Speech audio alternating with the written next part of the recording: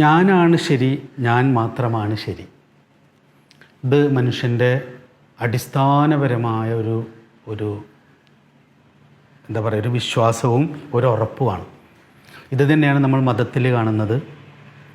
ഈ ഞാനാണ് ശരി, ഞാൻ മാത്രമാണ് ശരി എന്ന് പറയുന്നതാണ്.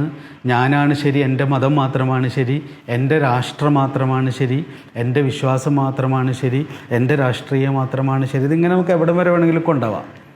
അപ്പം ഞാനാണ് ശരി, ഞാൻ മാത്രമാണ് ശരി എന്ന് പറയുന്ന മനുഷ്യൻ്റെ ആ ഒരു ചിന്തയാണ് മനുഷ്യൻ അനുഭവിക്കുന്ന ഏറ്റവും വലിയ ദുരിതം എന്ന് പറയുന്നത്.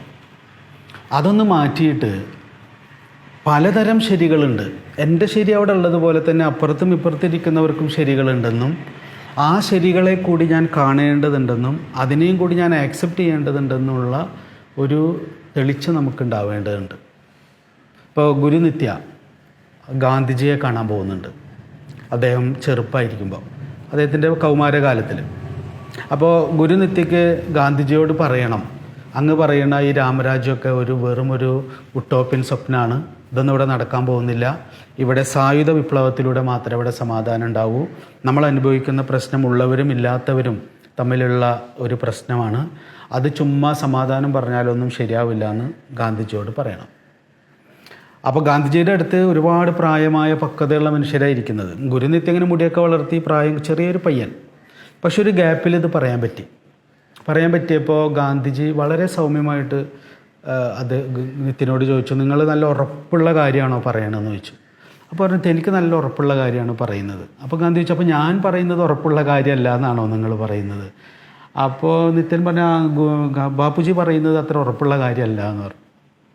അപ്പോൾ ഗാന്ധിജി നിത്യനോട് പറയും, നിങ്ങളിപ്പോൾ നിങ്ങൾക്ക് ബോധ്യമായ ആരോ പറഞ്ഞ ഒരു ആശയത്തെ ഉള്ളിൽ വെച്ചിട്ടാണ് സംസാരിക്കുന്നത്.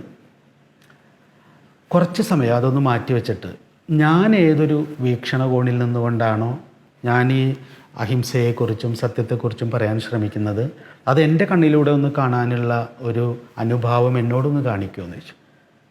അപ്പോൾ അത്രയും പറഞ്ഞപ്പോൾ തന്നെ ഗുരു പെട്ടെന്നൊന്ന് അയഞ്ഞു നിത്യൻ. അപ്പോൾ ഗാന്ധിജി ചോദിക്കും, സത്യത്തിന് എത്ര മുഖമുണ്ട് എന്ന് ചോദിക്കും.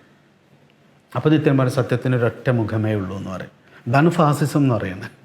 സത്യത്തിന് ഒരൊറ്റ മുഖമേ ഉള്ളൂ എന്ന് ഒരാൾ പറയുന്നതാണ് ഫാസിസം. അപ്പോൾ ഗാന്ധിജി ചോദിക്കുന്നൊരു ചോദ്യമുണ്ട്, അല്ല, സത്യത്തിന് പല മുഖങ്ങളുണ്ട്. അതൊരു വജ്രക്കല്ല് പോലെയാണ്, അത് പല വർണ്ണങ്ങളിൽ പ്രകാശിക്കും. അത് നിങ്ങൾ എൻ്റെ ഡയമെൻഷനിൽ ഒന്ന് വന്നൊന്ന് നോക്കിയാൽ അത് മനസ്സിലാവുള്ളൂ. അത് ഗുരുനിത്യയ്ക്കൊരു ഭയങ്കര ഒരു പെട്ടെന്നൊരു ഡയമെൻഷൻ അങ്ങ് മാറുകയാണ്.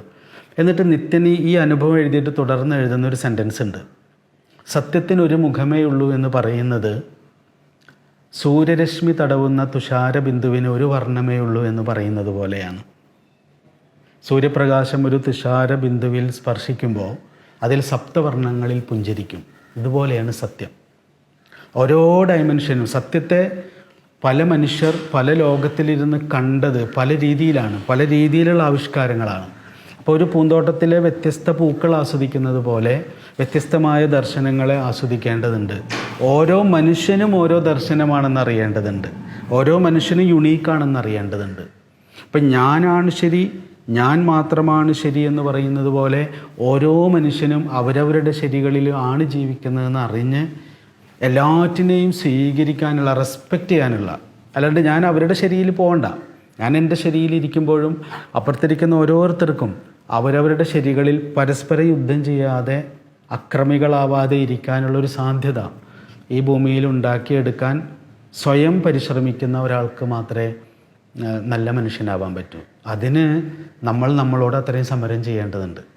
പക്ഷെ നമ്മൾ അപ്പുറത്തിരിക്കുന്ന ശരികളോടാണ് സമരം ചെയ്തുകൊണ്ടിരിക്കുന്നത്.